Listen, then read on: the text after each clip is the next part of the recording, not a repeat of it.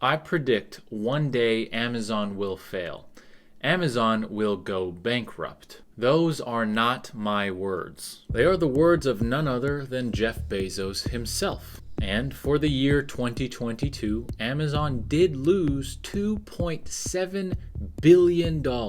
Yet, until Elon Musk surpassed him in the same year, Jeff Bezos was the richest person on Earth. And even to this day, he is still in the top 5 richest people on the planet. How the can a company lose $2.7 billion and the founder at the same time be the richest man on the planet? That is a stark contrast to you or I. If you or I start a business and that business loses money, I guarantee you we would be poorer, not richer. But here's the thing, it's not just limited to Jeff Bezos and Amazon. You'd be surprised at how many household names lose money or have never been profitable. Yet at the same time, their founders and their CEOs are billionaires. Why? Why does this happen, and how?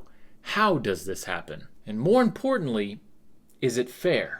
Hello everyone, my name is Derek and I got my degree in finance so you don't have to. And the explanation to those exact questions is what I want to untangle in this video. So let's get right into it. Let's start by clearing the air. Amazon has been profitable in the past, but its history is a lot more troubled than one might think. On the outside, you see warehouses with its name on them everywhere. You see Prime delivery trucks probably every single day. And you, your family, and your friends probably use Amazon multiple times every single month. From the outside, Amazon is thriving, and Jeff Bezos' ultra-high net worth makes total sense. But from the inside, when you realize that the company has had rocky financials since the beginning, you might start to wonder, how in the utter is he one of the richest people on the planet? Now, in this example, I say Amazon, but in reality, that's just a placeholder for a weird trend that happens in the corporate world. And what exactly is that trend? Well, if I say the following list, what do you think I'm naming? Zillow, Reddit, Snapchat, and Lyft. I'm naming extremely successful companies, right? No, I'm naming companies that have either never or until very recently been profitable. Yet I don't think that there is a founder on that list who isn't a multi-millionaire or a billionaire. Okay, now that I've gotten my point across, let's answer the first question. Why does this happen? Billionaire CEOs and founders of unprofitable companies. Well, first you have to separate this into two categories, and both are extremely important to you, a potential investor. The first category is hired CEOs, and the second category is founders. The first half of this question is easier to answer than the second half. Hired CEOs are paid a lot of money. It is considered a business expense and it is taken out before profit. If a business makes $1 billion and it pays its CEO $100 million from that, and then say you have $950 million worth of other expenses, you have a very happy CEO and a negative $50 million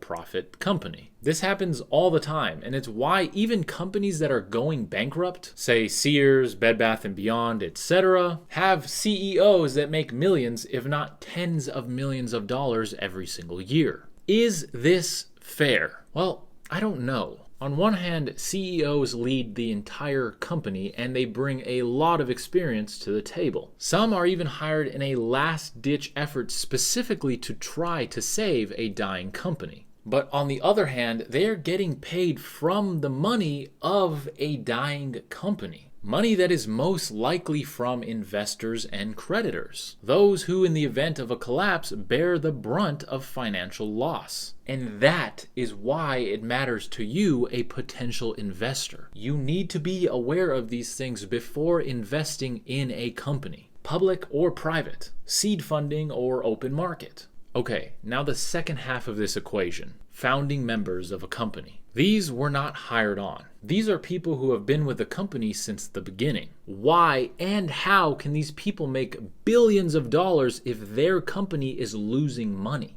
First, let's answer the why, then let's answer the how. Why? Well, because a company is not valued on what it earns. Instead, it is valued on what it can earn, probably earn.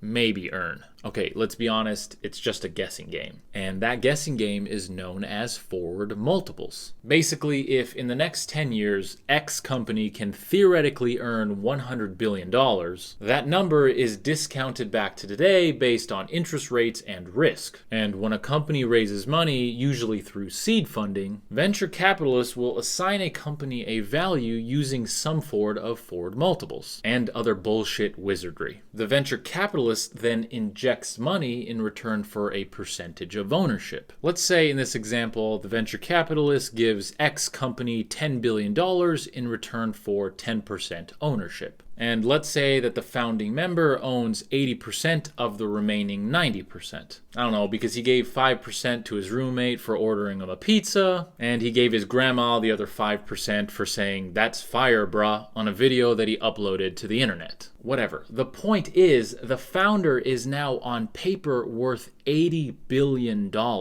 at a point in the company's history where it probably hasn't made any money. But here's the thing. For the venture capitalist firm, it doesn't matter because that firm makes dozens of these high-risk, high-reward bets every single year. And as long as one or two strike it big, they profit, even after taking into account all the other losing bets. Now, at this stage, this doesn't really do any major damage until the company goes public. You see, when a company goes public, you bring in what is known as unsophisticated investors. Basically, everyday people without a finance knowledge or background. These people risk their hard-earned money on unproven companies, simply because they know the name. And one other thing happens. The founder of X company is given a potential exit. His or her $80 billion paper net worth just became real. He or she now holds a liquid asset that can be sold. And here's the kicker. Even if the stock price plummets 50%, in our example of Company X, the founder will still be worth $40 billion. His grandmother will also be worth $5 billion. For your information. Anyways, this is a very simplified version of how and why you end up with CEOs and founders worth billions of dollars when the company hasn't made any money.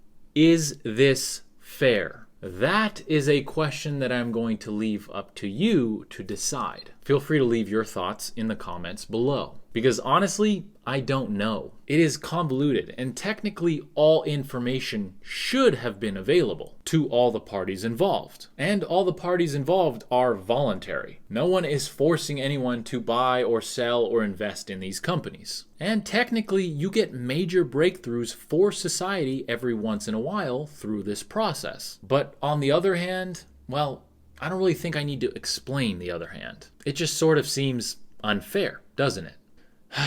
I hope this video gave you insight not only into how funding, valuations, and founders work, but also insight into the corporate finance world in general. This is investing, and this is what the stock market is all about. And this is also why you must learn about this stuff if you are going to invest for yourself. So learn, and grow, and never be afraid to try and fail. I love you guys, and I love being able to share this with all of you. And if you like topics like this and personal finance in general, then you are in the right place because that is all we do here. So feel free to subscribe if you haven't already, and make sure to turn on the bell notification so you don't miss the next video. And again, my name is Derek, and I got my degree in finance so you don't have to, and I will see you in the next one.